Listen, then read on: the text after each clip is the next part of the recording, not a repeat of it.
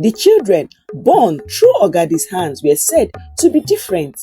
They grew unusually wise and strong, showing signs of uncommon intelligence and strength at a tender age. The villagers called them Ogadi's children. Families took pride in having an Ogadi child, believing such children carried blessings. But the glory of Ogadi's name concealed a terrible secret.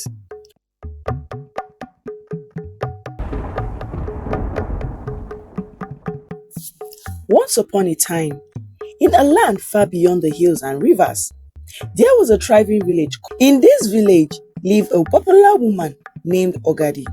Ogadi was the most respected midwife the village had ever known. Her hands were believed to hold the power of life and death. For not only did Ogadi deliver babies safely, but she was said to have brought lifeless babies back to the world of the living. Several seasons ago, a woman named Awele went into labor after years of childlessness. After hours of painful labor, the child came out still, without breath or movement. But Ogadi, without a trace of panic, lifted the baby high into the air and muttered words no one could understand. In a matter of moments, the baby let out a piercing cry, and life returned to its tiny body. Word of this miracle spread like wildfire. From that day, Ogadi became the most sought-after midwife in Umujoro and the surrounding villages. Women would travel from distant lands hoping to have their children delivered by her magical hands. The children born through Ogadi's hands were said to be different. They grew unusually wise and strong, showing signs of uncommon intelligence and strength at a tender age. The villagers called them Ogadi's children. Families took pride in having an Ogadi child, believing such children carried blessings. But the glory of Ogadi's name concealed a terrible secret. One night, a woman named Adamma, who had waited 6 years for a child, had a strange dream. In the dream, her late mother, Mama Ijeoma, appeared to her with a face grave and pale.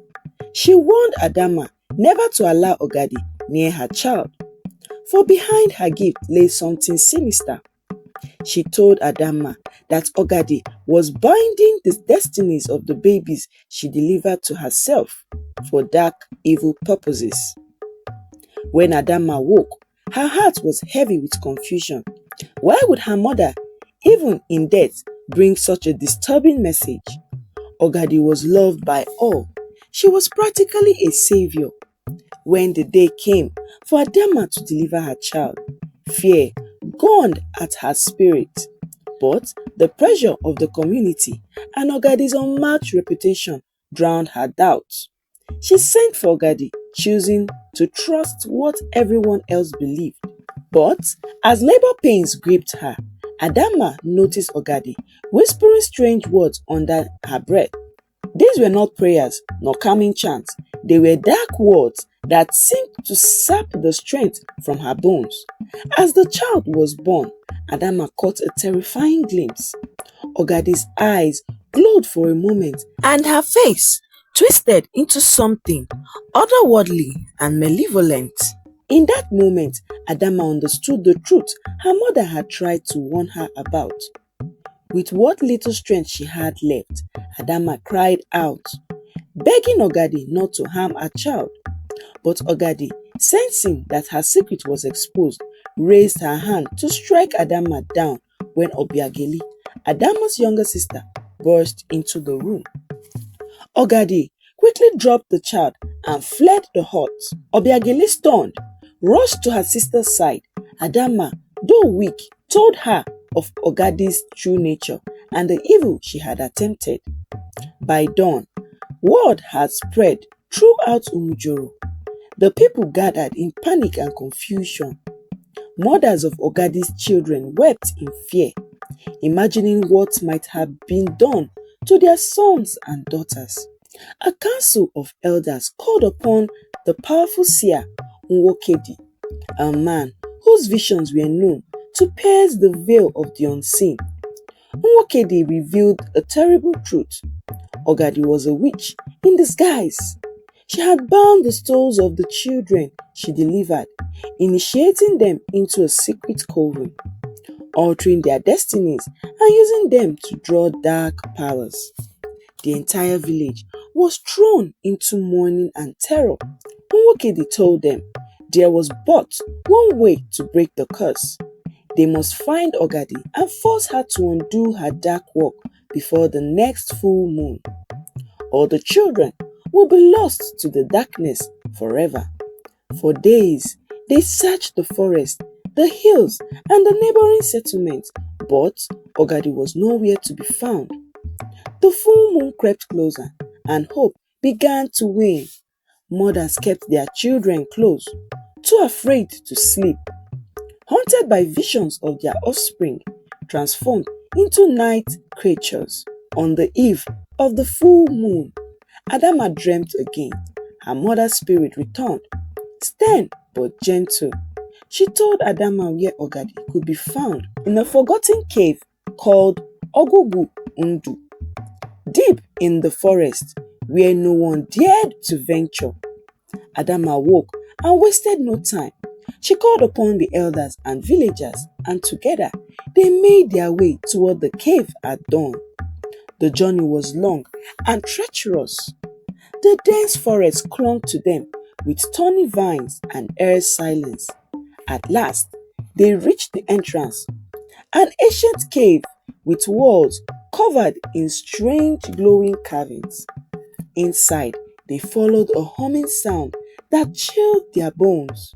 At the heart of the cave sat Ogadi, cross-legged and unmoving, as though expecting them.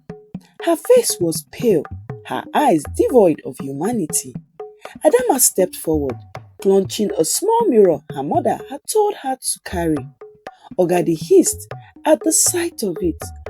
Using the mirror's reflection, Adama forced Ogadi to speak the truth. Ogadi confessed that the only way to break the spell was to burn a sacred stick that she possessed, one that must be burned at the heart of Umujoro. For its power to reach all the children, Ogadi, now stripped of her strength, handed over the strange stick.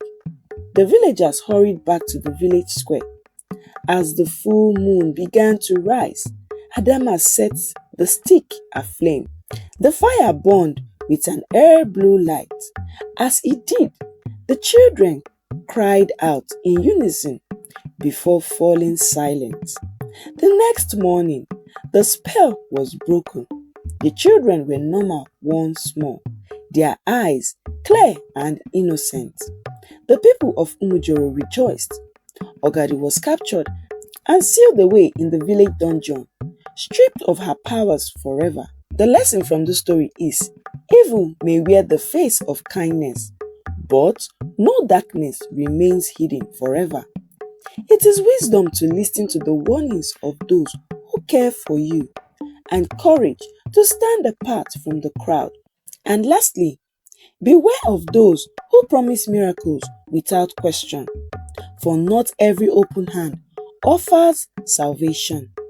Thank you for watching this story. I hope you enjoyed it. See you in our next story.